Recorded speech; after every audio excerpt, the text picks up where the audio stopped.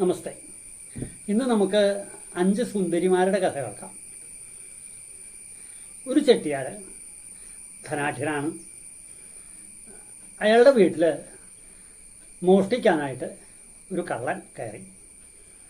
അപ്പോൾ ചെട്ടിയാരും ആ സുന്ദരിമാരായിട്ടുള്ള ഭാര്യമാരും ഒക്കെ ആയിട്ട് 5 പേരുണ്ട്, വർത്തമാനം പറഞ്ഞുകൊണ്ടിരിക്കുകയാണ്.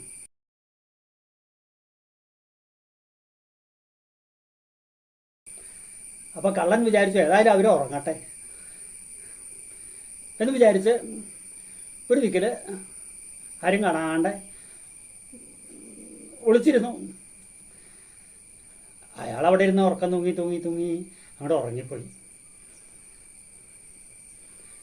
മറ്റുള്ളവർ ഉറങ്ങിയതൊന്നും അയാൾ അറിഞ്ഞില്ല. വെളിച്ചമായപ്പോൾ ആളുകൾ ഇയാളെ കണ്ടെത്തി പിടിച്ചുകൊണ്ടുപോകുന്നു.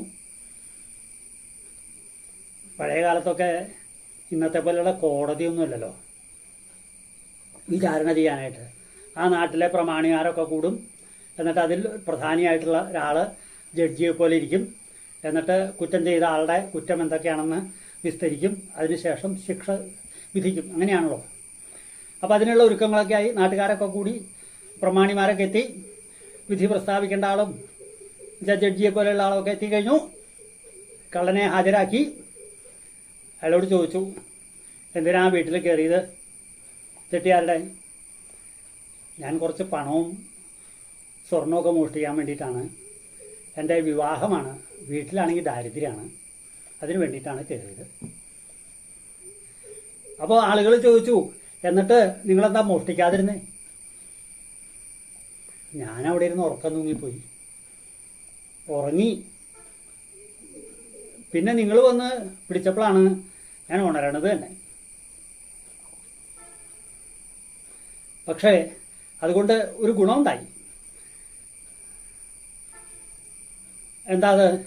എനിക്ക് വിവാഹം തന്നെ വേണ്ടാന്ന് തോന്നിപ്പോയി. അപ്പോൾ അവിടെ കൂടിയിരുന്നവർ ചോദിച്ചു, എന്താ അങ്ങനെ തോന്നാൻ കാരണം? ഏതായാലും ഇയാൾ മോഷണം നടത്തിയിട്ടില്ല എന്നുള്ളത് വ്യക്തമായി. അപ്പോൾ ആ കള്ളൻ വിശദീകരിച്ചു, ഞാനവിടെ ചെന്നപ്പോഴേ ആ ചെട്ടിയാരുടെ ഒരു ദയനീയാവസ്ഥ കണ്ടിട്ട് എനിക്ക് വിവാഹമേ വേണ്ടാന്ന് തോന്നിപ്പോയി.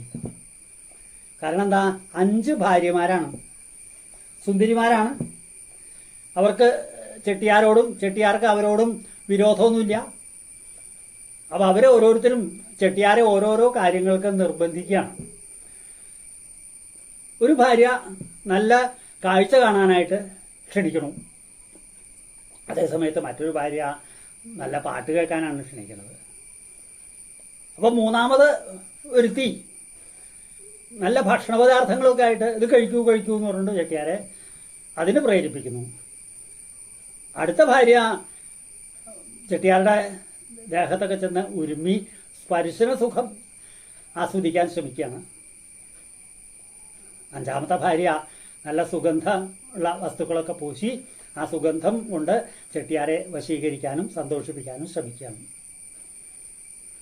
ഈ 5 ഭാര്യമാരുടെയും പ്രവൃത്തി, ചെട്ടിയാരുടെ വിഷമാവസ്ഥ, ഏത് ഭാര്യയാണ് സ്വീകരിക്കേണ്ടത്?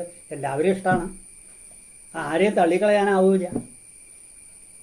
അപ്പോൾ ചെട്ടിയാർക്കാകെ എന്താ ചെയ്യേണ്ടതെന്ന് നിശ്ചയില്ലാതെ ആ ചെട്ടിയാരുടെ വിഷമാവസ്ഥ കണ്ട് എനിക്ക് വിവാഹം തന്നെ വേണ്ടാന്ന് തോന്നിപ്പോയി.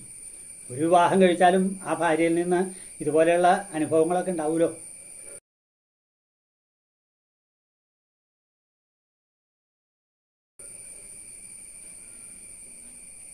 അത് കേട്ട് ഇയാൾ കുറ്റമൊന്നും ചെയ്തിട്ടില്ല എന്ന് മനസ്സിലായി. അപ്പം അതുകൊണ്ട് അയാളെ സ്വതന്ത്രമായിട്ട് വിടാൻ നിശ്ചയിച്ചു. അപ്പോൾ അയാളൊരു കാര്യം പറഞ്ഞു, എന്നെ വീട്ടിലേക്ക് മാത്രം പറഞ്ഞയക്കരുത്, നിർബന്ധിച്ച് അവിടെ കൊണ്ടാക്കരുത്. കാരണം എനിക്ക് വിവാഹം കഴിക്കാൻ താല്പര്യമില്ല. അപ്പോൾ അയാളുടെ ആഗ്രഹപ്രകാരം അയാളെ സ്വതന്ത്രമായിട്ട് വിട്ടു. കഥ ഇവിടെ പൂർണ്ണമായി. ഓരോ കഥയിലും ഓരോ തത്വമുണ്ടല്ലോ. ഈ കഥയിൽ അടങ്ങിയിട്ടുള്ള തത്വം എന്താണ് നമ്മൾ മനസ്സിലാക്കേണ്ടത്? ഇവിടെ ചെട്ടിയാരുടെ ഗ്രഹം എന്ന് പറഞ്ഞു കഴിഞ്ഞാൽ നമ്മളുടെ ശരീരം തന്നെയാണ്. ചെട്ടിയാരെന്ന് പറഞ്ഞു കഴിഞ്ഞാൽ നമ്മളുടെ ജീവൻ. ചെട്ടിയാർ വ്യാപാരം ചെയ്യുകയാണല്ലോ, കൊടുക്കുക വാങ്ങുക. അതുപോലെ നമ്മളുടെ മനസ്സ് പലതിനെയും കൊടുക്കുകയും വാങ്ങുകയൊക്കെ ചെയ്തുകൊണ്ടിരിക്കുകയാണ് ചെയ്യുന്നത്. ഈ 5 സുന്ദരിമാര് പത്നിമാരെന്ന് പറയുന്നത് നമ്മളുടെ ഇന്ദ്രിയങ്ങളാണ്, പഞ്ചേന്ദ്രിയങ്ങൾ. ചെവി, കണ്ണ്, മൂക്ക്, നാക്ക്, ത്വക്ക്, ഇവയെല്ലാം നമ്മളെ ഓരോരോ കാര്യങ്ങൾ ചെയ്യാനായിട്ട് പ്രേരിപ്പിക്കും. പാട്ട് കേൾക്കാനായിട്ട്, ഭക്ഷണം കഴിക്കാനായിട്ട്, കാഴ്ചകൾ കാണാനായിട്ട്. പക്ഷേ അതൊന്നും വാസ്തവത്തിൽ നല്ലതാവില്ല. പൊതുവെ നല്ലതിലേക്കാണ് നമ്മളെ നയിക്കുന്നുണ്ടെങ്കിൽ നല്ലതാണ്, ഈശ്വരനിലേക്ക് എത്താൻ സഹായിക്കും. പക്ഷേ പൊതുവെ അങ്ങനെ ആവില്ല. ചീത്ത കാര്യങ്ങളിലേക്കാണ് ഈ ഇന്ദ്രിയങ്ങളൊക്കെ കൊണ്ടുപോവുക. അതിന് നമുക്ക് എന്ത് വേണം? ഈ ഇന്ദ്രിയങ്ങളെ നമുക്ക് നിയന്ത്രിക്കാൻ സാധിക്കണം. സാധാരണയായിട്ട് ഇന്ദ്രിയങ്ങൾ നമ്മളെ നിയന്ത്രിക്കുക ചെയ്യുക, അങ്ങനെ ആവരുത്. നമുക്ക് ഇന്ദ്രിയങ്ങളെ നിയന്ത്രിക്കാൻ സാധിച്ചാൽ നമുക്ക് നല്ല വഴിക്ക് കൊണ്ടുപോകാൻ പറ്റും അവയെ. അപ്പോൾ നല്ല കാഴ്ച കാണുക, നല്ല പാട്ട് കേൾക്കുക,